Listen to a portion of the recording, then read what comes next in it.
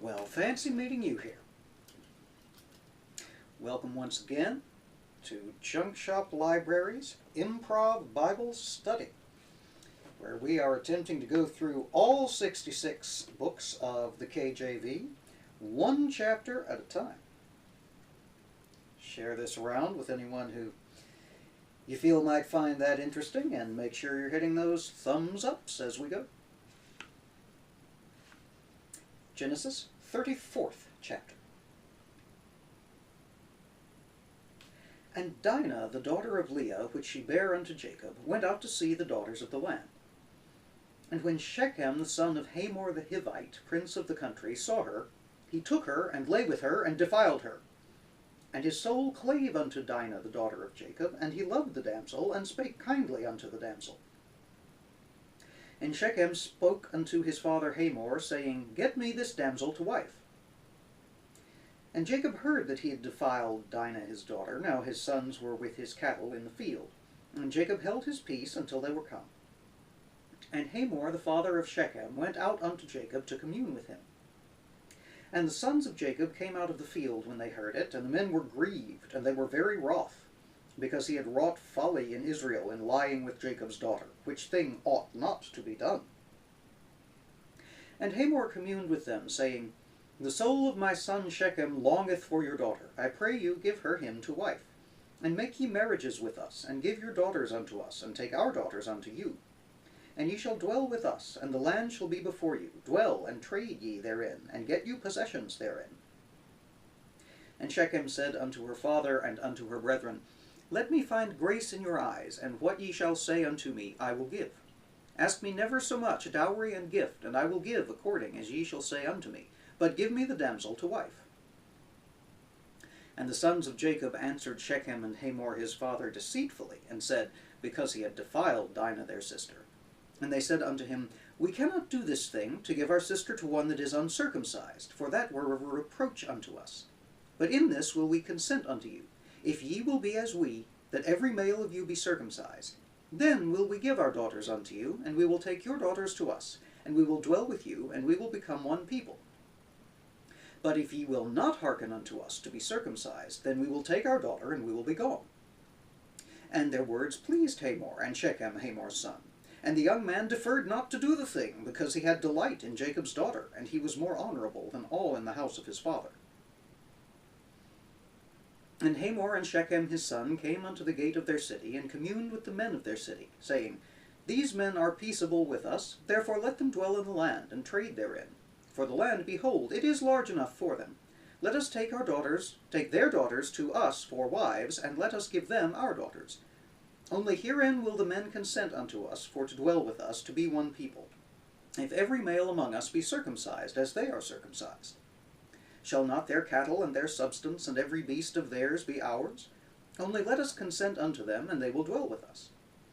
And unto Hamor and unto Shechem his son hearkened all that went out of the gate of his city, and every male was circumcised, all that went out of the gate of his city. And it came to pass on the third day, when they were sore, that two of the sons of Jacob, Simeon and Levi, Dinah's brethren, took each man his sword, and came upon the city boldly, and slew all the males. And they slew Hamor and Shechem his son with the edge of the sword, and took Dinah out of Shechem's house, and went out.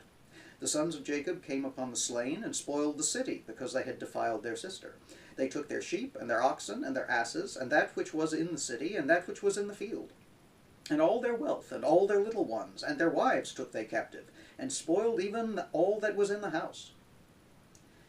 And Jacob said to Simeon and Levi, Ye have troubled me, to make me to stink among the inhabitants of the land, among the Canaanites and the Perizzites. And I, being few in number, they shall gather themselves together against me, and slay me, and I shall be destroyed, I and my house. And they said, Should he deal with our sister as with an harlot? And there we have the 34th chapter of the first book of Moses, called Genesis.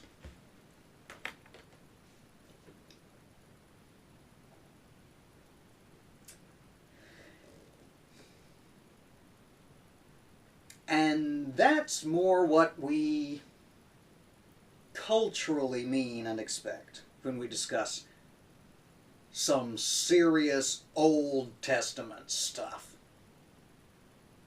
all of this bargaining over numbers of sheep and stick magic to determine the color of sheeply offspring, and lengthy travelogues involving territorial disputes about water rights and well digging. That's all well and good as far as it goes, but when we turn to the Old Testament, the covenant of the Lord, what we really want is some raping and some lying and some genocide and some spoiling and plundering, and a father going, "Now wait just a minute, what did you just do?" That's the Old Testament. That's what we know and love. All right. So Dinah, Jacob's only daughter that we know of, who came at the long-awaited end of that lengthy series of sons he fathered upon his various wives and handmaidens. Dinah, his youngest child and his only daughter, goes out for a walk to see the neighborhood. And a prince of the neighborhood falls upon her, has his way with her, and demands matrimony of her and her father's people. Jacob hears about it and checks to make sure that his sons, who have inherited the temper, apparently, not only of his side of the family, but their granddaddy Laban's side of the family as well. He checks to make sure that they're still out in the field, and they are. And he decides not to call them in and goes out to parley with Mr. Shechem and his daddy, who apparently didn't raise him right. Not even close.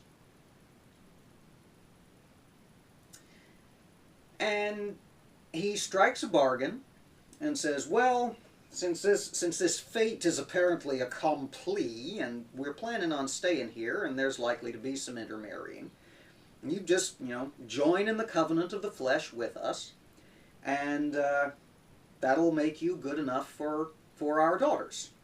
And that'll make your daughters good enough for us, and we'll proceed to intermingle our bloodlines and wax great upon the land. And the men say, all right. And two of Jacob's more volatile sons wait until the third day, when the men of the city are poleaxed with pain from having been circumcised in adulthood with flint knives. They sneak in and they massacre everybody and take the women and the household sundries and the oxen and the cattle and all, and hie themselves back and say, we showed them. And Jacob says, guys, sons of mine, I know I've got a reputation for trickery, but this is beyond the pale. Come on. And their response is, the insult to our sister could not stand. And that's the end of 34.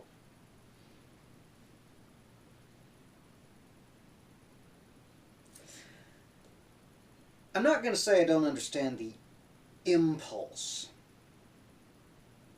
But there are many impulses I understand that I don't do. My soda bottles go in the bin, despite the fact that it might be more convenient to leave them where they lay. I drive the speed limit, even when I'm running late. And I don't genocide. These 3 things I recommend unto my following, and would urge you to do the same. Because you notice they didn't just take out Shechem and possibly his father, what's-his-face, for not raising him right. They massacre the entirety of the male population of the city. All of them. And steal all their stuff.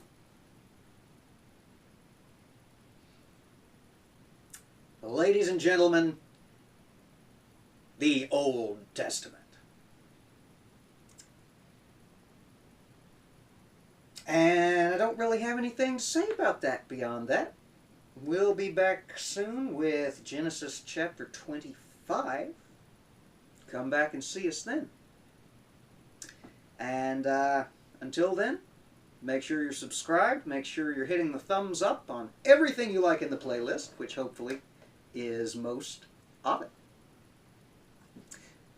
Y'all take care, be safe, and we'll see you again soon.